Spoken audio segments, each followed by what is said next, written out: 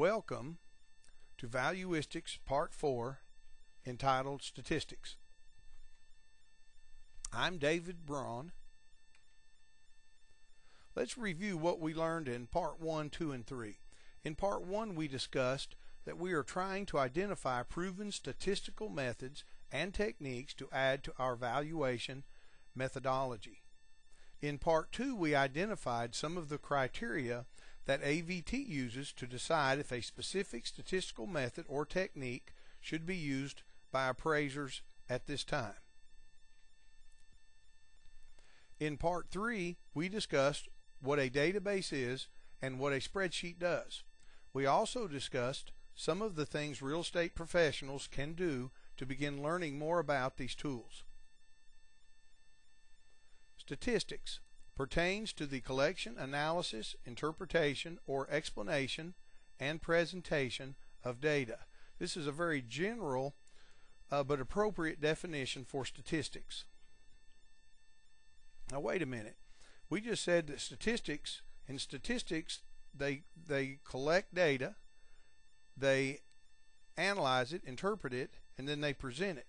Now in my everyday appraisal practice, I do data gathering, I do analysis and form opinions, and I report my conclusions.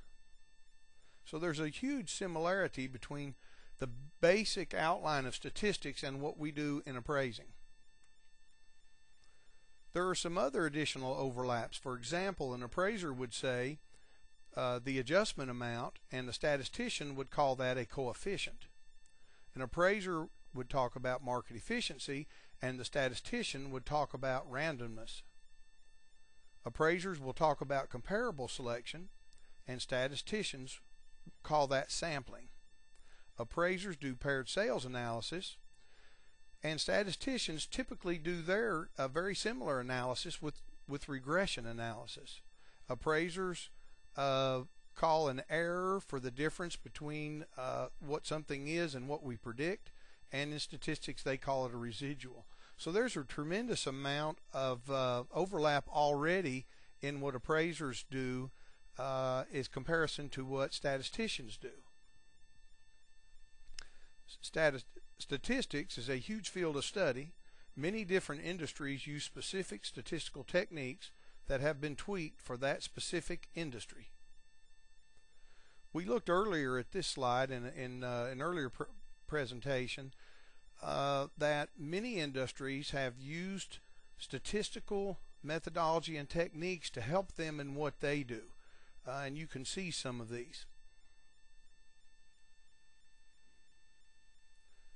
In a traditional form, in the early 1900s, the traditional field of statistics served as a tools for states to gather information about the respective population.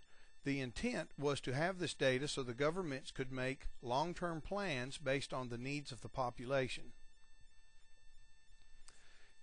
Let's look at a hypothetical example. Let's say around 1915 the state of Tennessee wanted to know how many children there were in each county so they could plan on where to build schools. The only way that they knew how to do this was to locate each family and ask them how many children they had. This would be a daunting task, especially in the rural areas. However, statistics came to the rescue. Statisticians professed that with sampling, that would allow them to form a reasonable estimate based on the number of children and their ages when the overall population is known for each county. All that was needed was to find out how wide the distribution of children per family was. Was it, from 0 to 12? Was it 3 to 7 typically? And also to determine if the sample was in fact a mini version of the population. And we look into a Gaussian distribution to help us determine that. So the amount of dispersion could be measured by something statisticians call standard deviation, a statistical measure of dispersion. The bell curve is a graphical representation of the normal tendencies of a sample or population. You've seen this picture in some of your textbooks, and on the bottom are standard deviations. And what these type of bell curves try to do is show how much of the population is within, for example, 1 standard deviation, and how much is 2, and how much might be in 3. The Gaussian distribution, simply put, if you know the sample size, the results of the sample, and if the sample size was large enough to conform to the normal bell curve, then inferences can be made about the number of children per population for an entire area, like per county. So the results of this statistics, it was not necessary to interview each and every family. Only a sample of the population had to be interviewed, which would be accurate enough to plan where schools should be built. So Carl Friedrich Gauss, it would be difficult to overstate the contribution of this 18th century mathematician to the development of modern societies based on this one contribution.